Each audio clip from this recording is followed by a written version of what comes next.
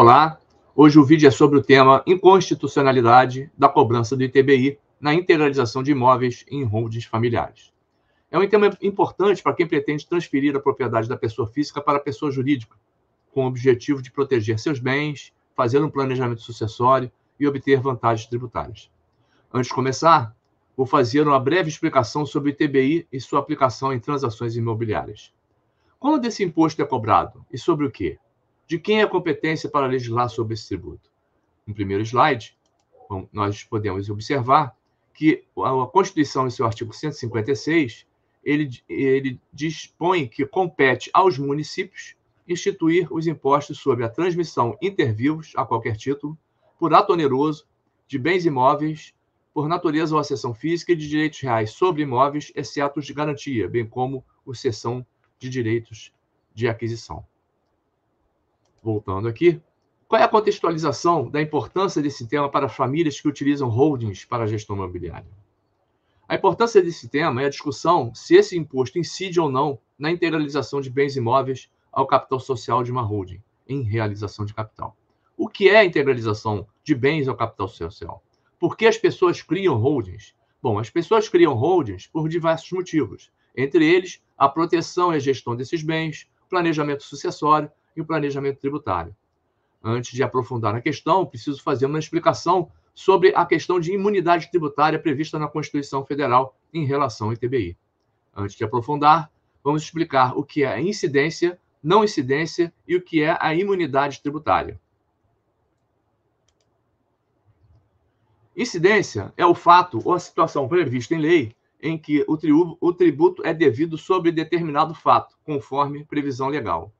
Não incidência, ao contrário, é uma limitação ao poder do tributar, expressa na legislação do ente público, ou seja, sobre aquele determinado fato, não pode ser criado um tributo. Já a imunidade tributária é a não incidência tributária prevista expressamente na Constituição Federal.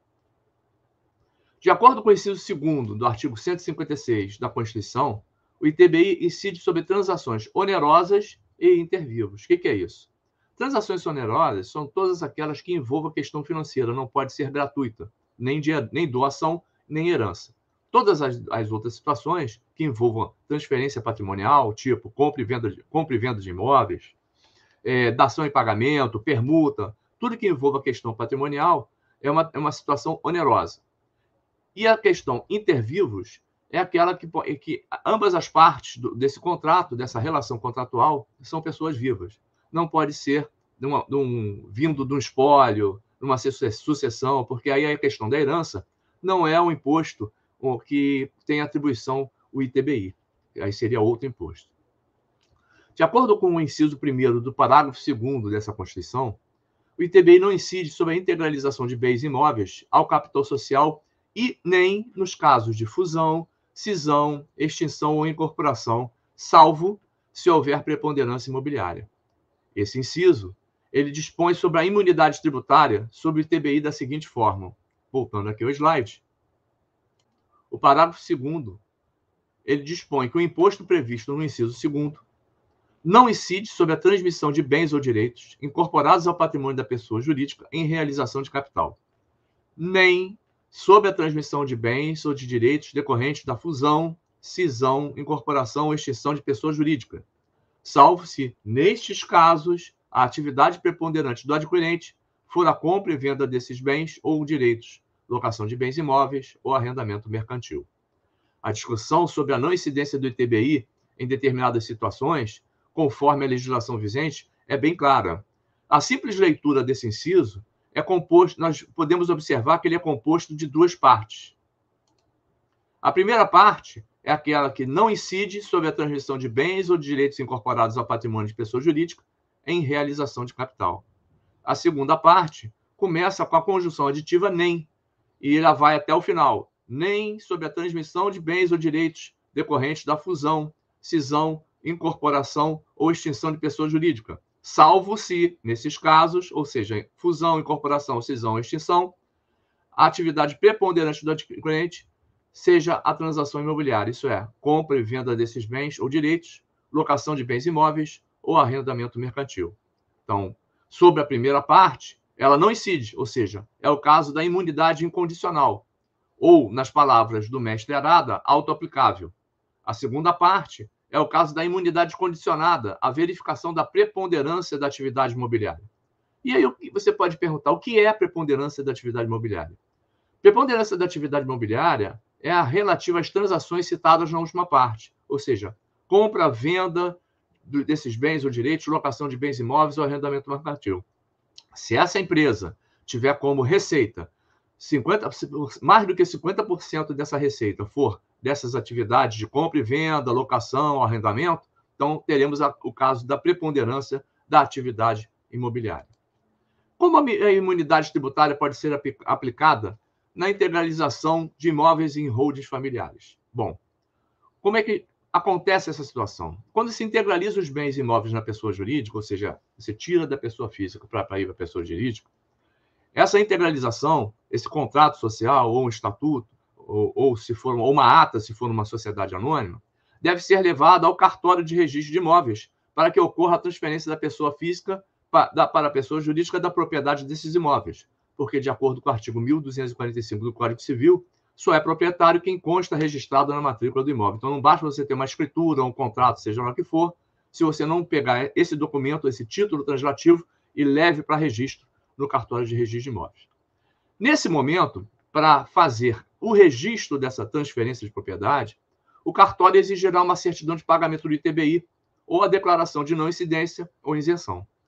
Ao requerer na prefeitura a referida certidão, podemos ter 4 situações. Em primeiro lugar, a certidão de pagamento integral do imposto com o crédito tributário extinto. Em segundo lugar, uma certidão de pagamento da diferença entre o valor constante na declaração do imposto de renda da pessoa física e o valor de mercado atribuído pela prefeitura, com deferimento parcial da não incidência, sob uma condição resolutória, ou seja, sob uma condição que tem que se implementar no futuro. Se essa condição se implementar no futuro, ela acaba com a não incidência. Se ela não acontecer, a prefeitura dará uma certidão final de não incidência.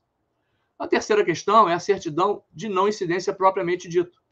E, por último, uma certidão de isenção.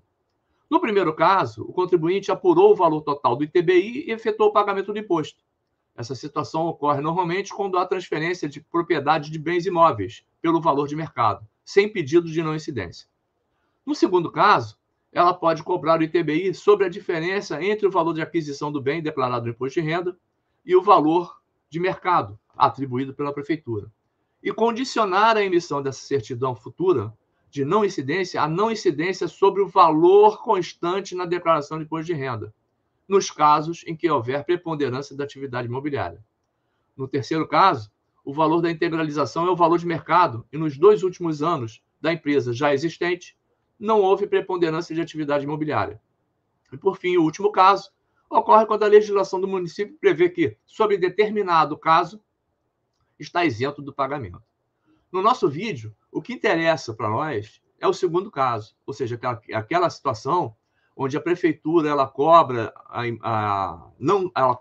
a diferença, ela cobra esse ITBI sobre a diferença entre o valor da aquisição que consta na declaração do imposto de renda e o valor do mercado que ela atribui. Então, por exemplo, você há 10 anos atrás comprou um imóvel por 300 mil e hoje esse valor, esse imóvel está calculado pela prefeitura com 1 milhão, até 300 mil estaria coberto pela não incidência, não tem que pagar o tributo. A prefeitura quer cobrar sobre a diferença entre 300 e 1 milhão.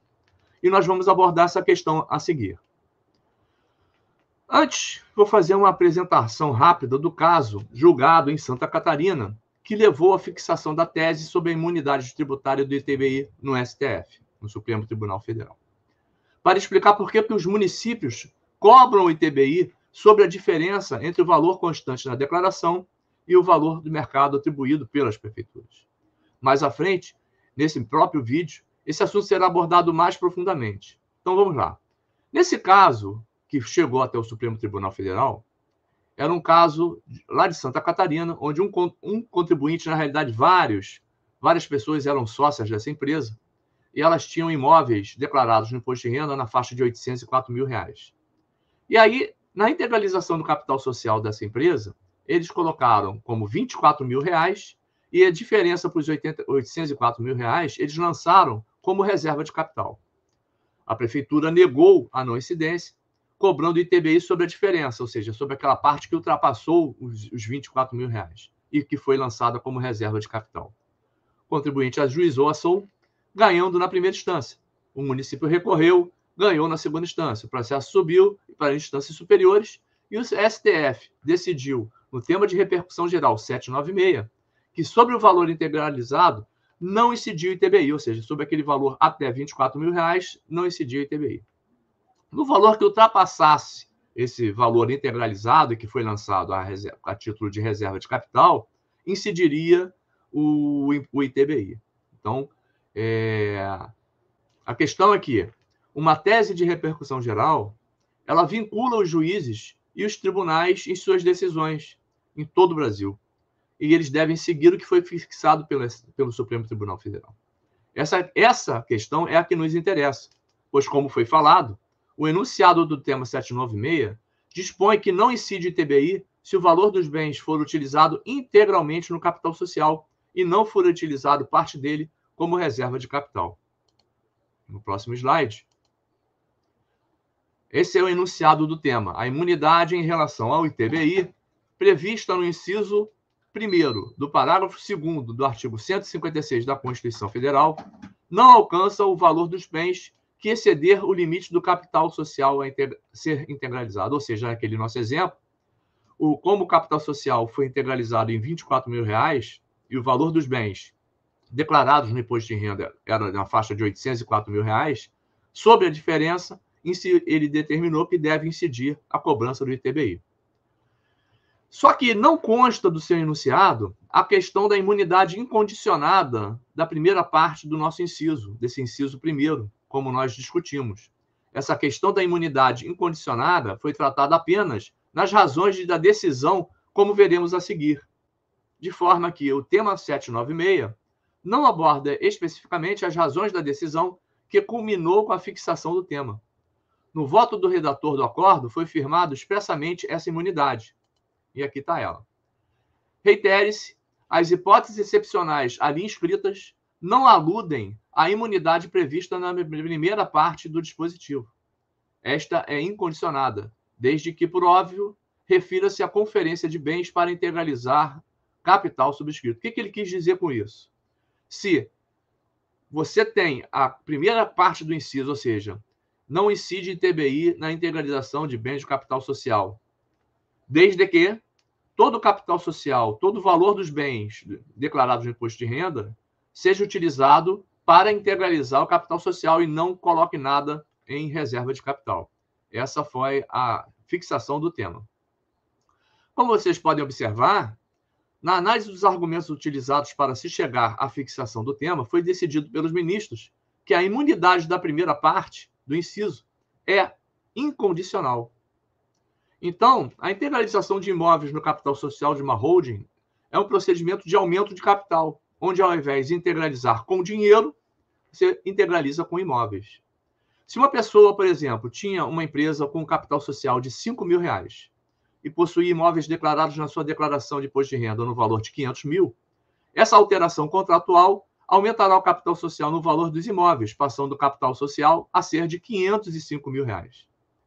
Precisando dessa alteração ser levada a registro no cartório de registro de imóveis, para registro da transferência da propriedade dos imóveis. Ou seja, primeiro você pega um contrato, redige um contrato, você dá a entrada na junta comercial para registrar essa alteração na junta comercial. Uma vez registrada na junta comercial a alteração do capital social, com a integralização dos bens imóveis ao capital social da empresa, você pega esse documento registrado e leva para o cartório de registro de imóveis.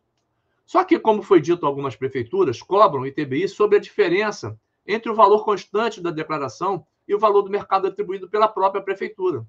E não é só isso.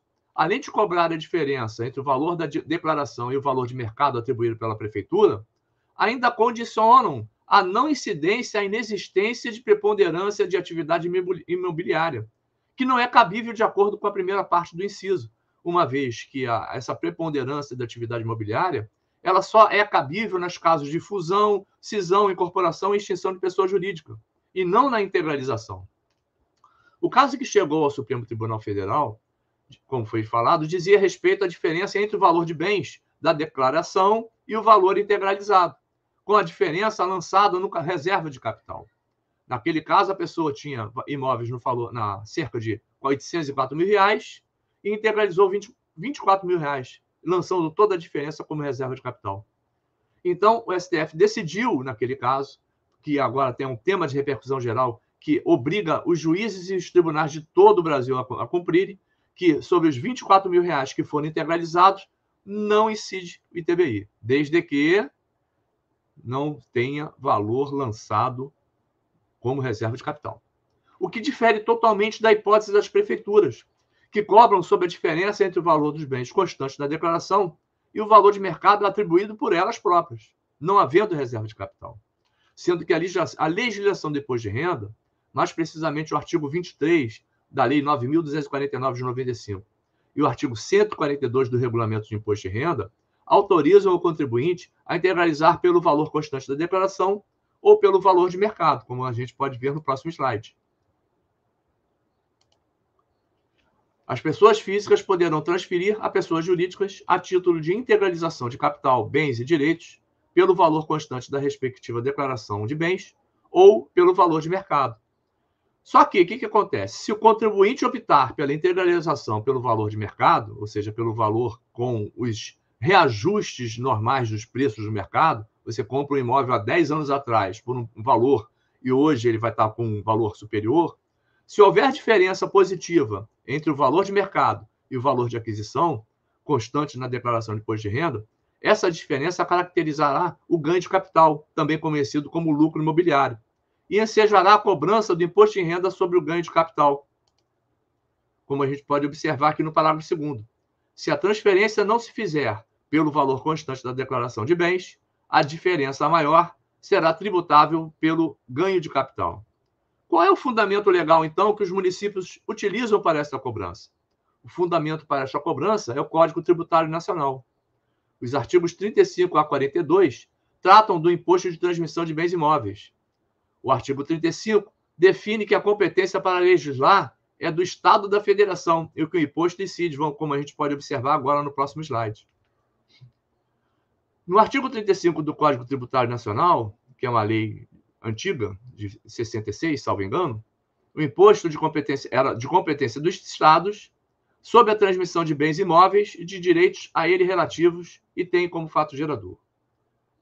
Em primeiro lugar, a transmissão a qualquer título da propriedade ou domínio útil de bens imóveis por natureza ou acessão física, como definidos na lei civil. Em segundo lugar, a transmissão a qualquer título de direitos reais sobre imóveis, exceto os de direitos reais de garantia. E, por último, a cessão de direitos relativos a transferências, as transmissões referidas nos incisos 1º e 2º. Só que o artigo 36 dispõe que o imposto não incide. Quais são os casos que o imposto não incide?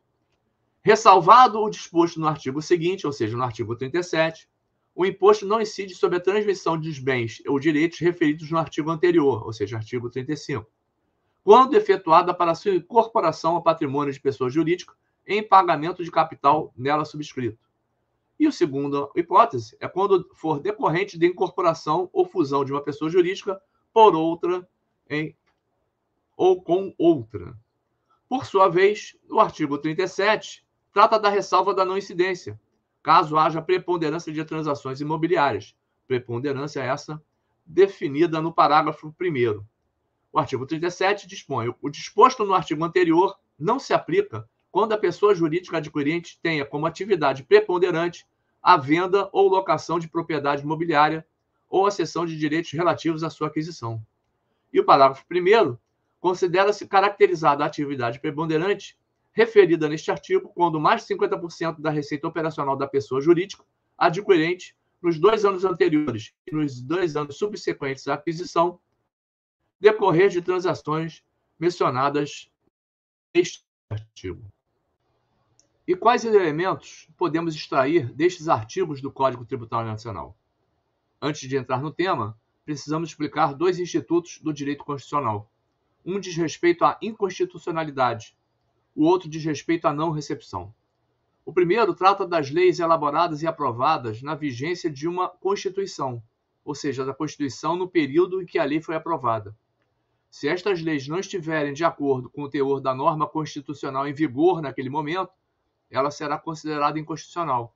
Então, por exemplo, se eu tenho uma Constituição que proíbe qualquer tipo de discriminação e o Congresso aprova uma lei que permite alguma discriminação, essa lei não se harmoniza com a Constituição e será declarada inconstitucional. O segundo tópico diz respeito que é relativo à não recepção, diz respeito a normas aprovadas anteriormente à vigência de uma nova Constituição. Então, caso essa norma anterior não estiver de acordo com o teor da nova Constituição, ela será considerada não recepcionada. Como acontece isso? Por exemplo, eu tenho uma lei que foi aprovada em 1987, na vigência da Constituição anterior. Sob a vigência da Constituição anterior, essa lei ela se amoldava perfeitamente aos dizeres da Constituição, não feria nenhum tipo de princípio. Então, essa lei, na vigência da Constituição anterior, ela era constitucional quando comparada à Constituição anterior.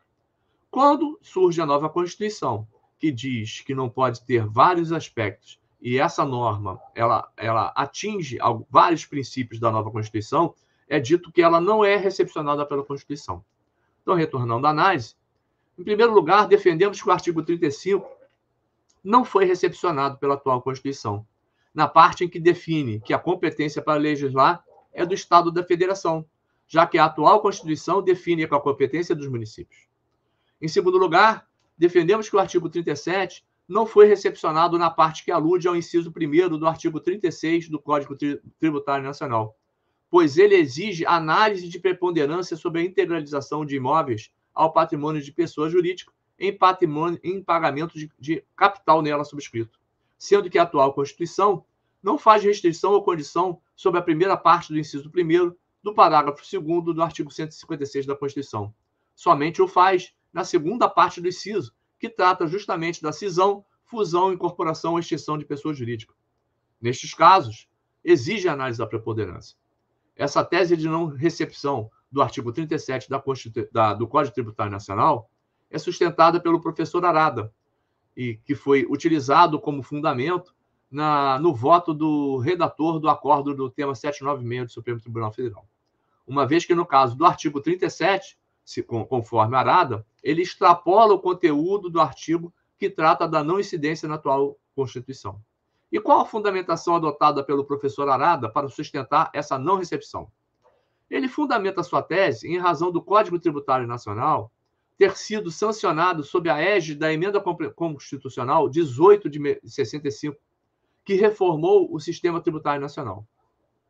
E o artigo 9º da citada Emenda Constitucional estabelecia que a competência para legislar era do Estado federado. E o parágrafo 2º do artigo 9º da citada Emenda Constitucional estabelecia que a não incidência não se aplicava nos casos em que houvesse preponderância da atividade imobiliária, como nós podemos ver no próximo slide. O artigo 9º da Emenda Constitucional 18 de 65, ele dispunha: compete aos Estados o imposto sobre a transmissão a qualquer título de bens imóveis por natureza ou por cessão física, como definidos em lei, e de direitos reais sobre imóveis, exceto os direitos reais de garantia. O parágrafo 2º, ele tratava que o imposto não incidia sobre a transmissão de bens ou direitos referidos neste artigo para sua incorporação ao capital de pessoas jurídicas, salvo o daquelas cuja atividade preponderante, como definida em lei complementar, olha essa observação sobre a lei complementar, seja a venda ou alocação de propriedade imobiliária ou a cessão de direitos relativos à sua aquisição. E por que eu fiz essa ressalva com a questão da lei complementar? A gente vai ver que o Código Tributário Nacional, quando ele foi recepcionado na nossa Constituição, ele tem o status de lei complementar. Então, analisando esses dispositivos, ou seja, o CTN, o Código Tributário Nacional, quando entrou em vigor, ele se harmonizava com o texto constitucional da Emenda 18 de 65, ou seja, tudo que ele previa era compatível com o que estava disposto na Constituição na época, sendo por isso constitucional com relação à Constituição anterior. Entretanto, com a entrada em vigor da nova Constituição, ele não se harmoniza mais com o conteúdo da nova Constituição, e, por esse motivo, não foi recepcionado. Como já foi observado, deixa eu fechar o slide aqui, como já foi observado, algumas prefeituras fazem esta cobrança da diferença e ainda condicionam a inexistência da preponderância da atividade imobiliária. Tais condições reputo, após análise do voto do redator do acórdão do tema de repercussão geral 796, embasado nas palavras do mestre Arada, que a primeira parte do inciso, a imunidade é incondicionada, ou, de acordo com o professor Arada, é uma imunidade autoaplicável, desde que o valor seja todo utilizado na integralização. Ou seja, não cabe a cobrança sobre a diferença entre o valor constante na declaração de imposto de renda e o valor do mercado atribuído pela prefeitura, desde que não haja reserva de capital. Além disso, não cabe exigir análise da preponderância de atividade imobiliária na simples integralização de bens imóveis ao capital social, previsto na primeira parte do inciso 1, somente nos casos de fusão, cisão, extinção e incorporação de pessoas jurídicas. Então, são dois institutos totalmente diferentes, de forma que deve ser arguída a inconstitucionalidade da norma no caso concreto. Após o advento do tema de repercussão geral 796, algumas decisões começam a dar ganho de causa aos contribuintes. Nesse vídeo, abordamos os seguintes tópicos. Primeiro, o que é ITBI? De quem é a competência para legislar sobre ITBI? O que é a integralização do capital social? O que é incidência, não incidência e imunidade tributária? Quais são as hipóteses de não incidência do ITBI? O que é preponderância de atividade imobiliária? O que é o tema de repercussão geral 796 do Supremo Tribunal Federal? A diferença entre o que delimita o citado tema 796 e as práticas observadas pelos municípios. As razões da decisão e a caracterização da imunidade tributária na primeira parte do inciso 1º do parágrafo 2º do artigo 156 da Constituição Federal. As possibilidades de integralização do capital social pelo valor da declaração de imposto de renda ou pelo valor de mercado. Os fundamentos legais que os municípios utilizam para a cobrança da diferença entre o valor constante na declaração e o valor de mercado, bem como pela condição de observância de preponderância. Tratamos da questão da inconstitucionalidade e da não recepção. A questão da sanção da lei do Código Tributário Nacional sob a égide da Constituição anterior à Emenda Constitucional 18 de 65. Chegando à conclusão que a cobrança do ITBI na integralização de imóveis ao capital social é inconstitucional. Chegamos ao fim do nosso vídeo. Espero que tenham compreendido a complexidade da questão e a importância de se atentar para a inconstitucionalidade da cobrança do ITBI na integralização de imóveis na holding familiar.